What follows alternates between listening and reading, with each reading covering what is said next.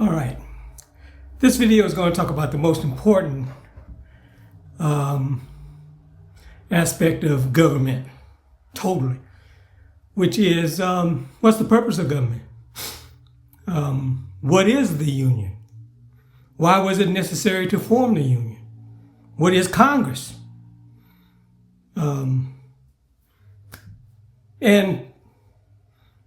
why do we need Congress? And what's the established government authority in the United States? And what does that mean? Okay, let's go back to the union, which is the most fundamental thing we have in the United States is the union. What is the union?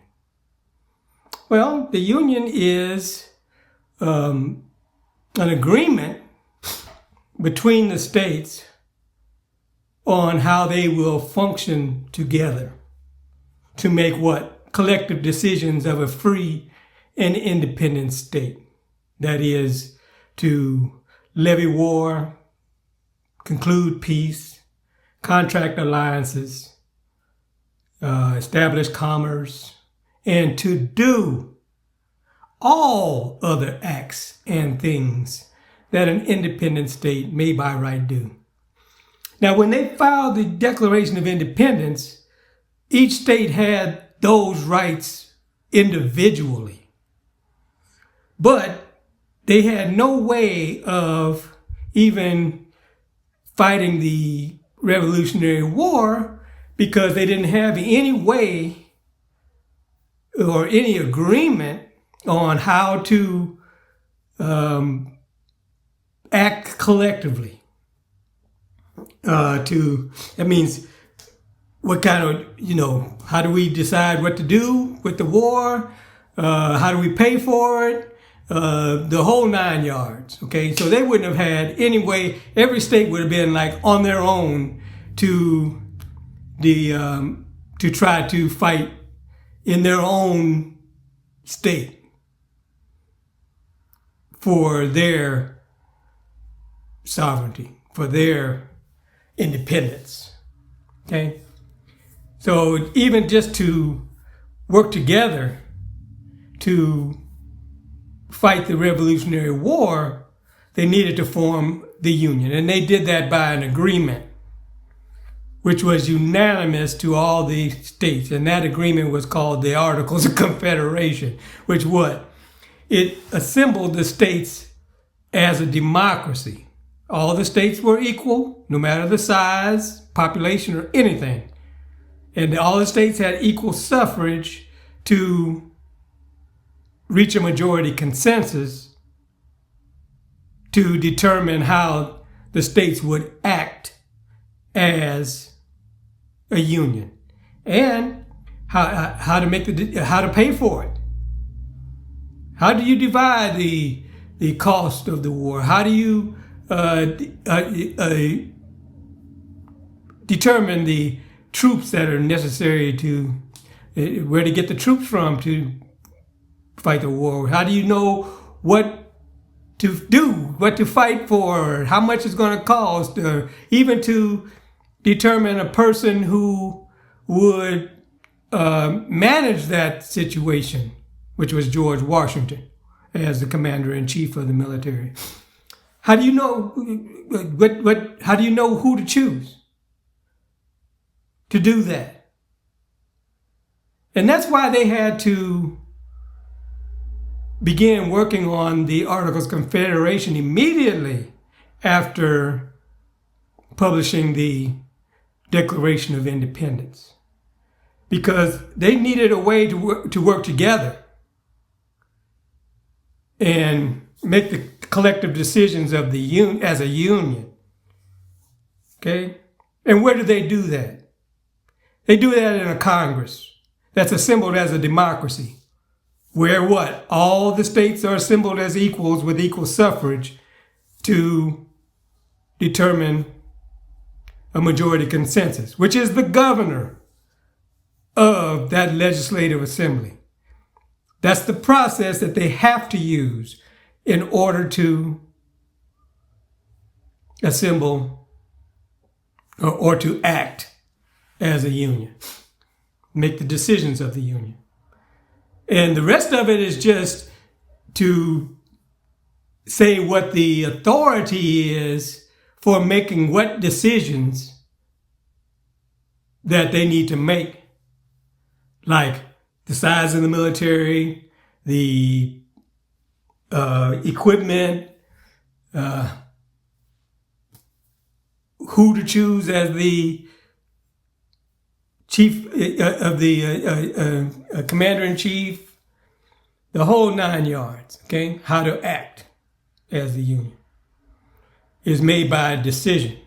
And guess what? They also establish all the necessary departments, executive departments, under their direction that are necessary to what? Manage the general affairs of the United States.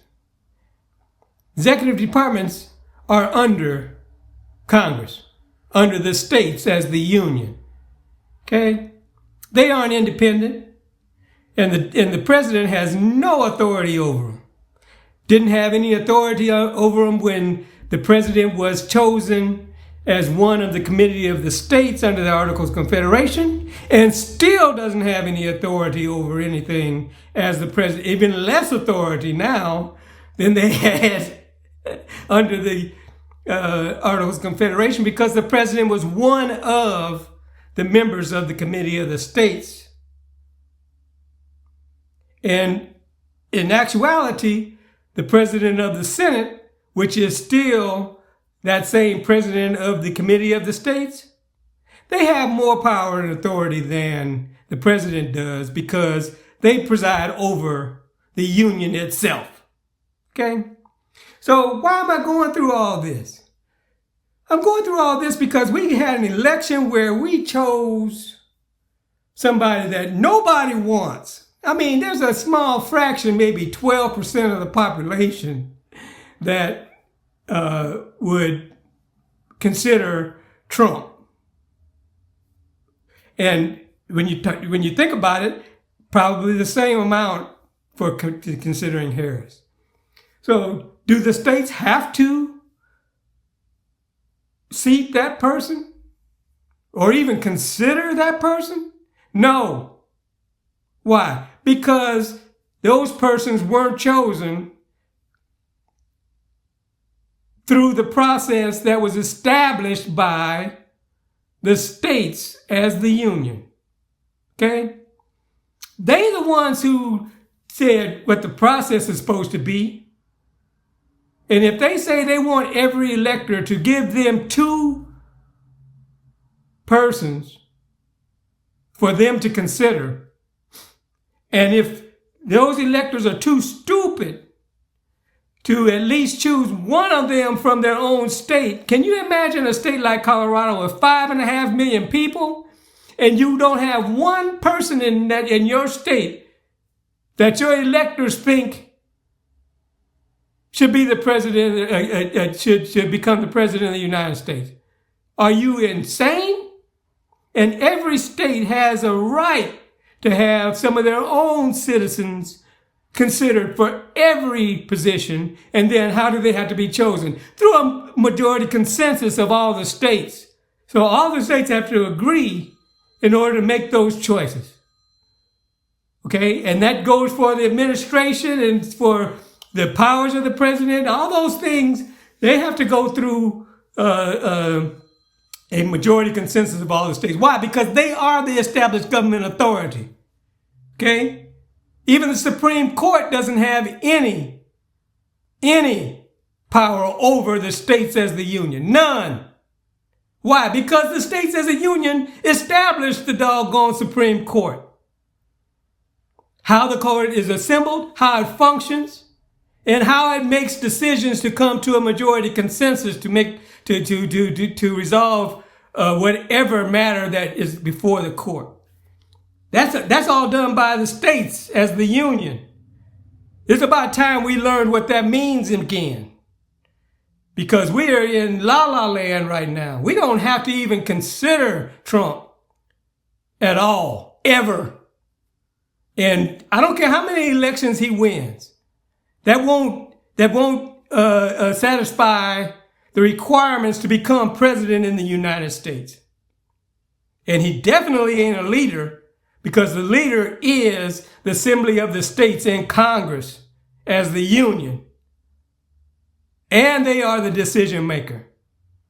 And guess what?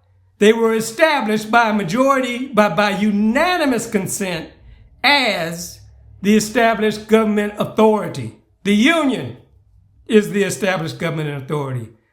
Not some president and his administration that he gets his own little. No. We don't ever have to allow anybody to be president of the United States. I don't care who likes them and who wants them. That ain't enough to become president of the United States. Ever. You need to have a majority of all the states, which is what? A majority of all the people collectively. Why? Because each state is a collective of all the people assembled as the most numerous legislative branch. The most numerous legislative branch has to be an exact representation of the population. Period. So all the people of the state are the state. And all the people participate through representation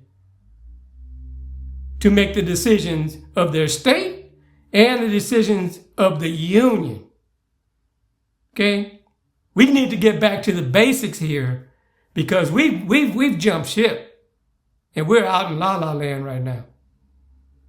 And if this isn't a wake-up call and a teaching moment for us, then we might as well just tear up our intelligence card, because we're stupid. Okay? We're stupid. And delusional. Thanks.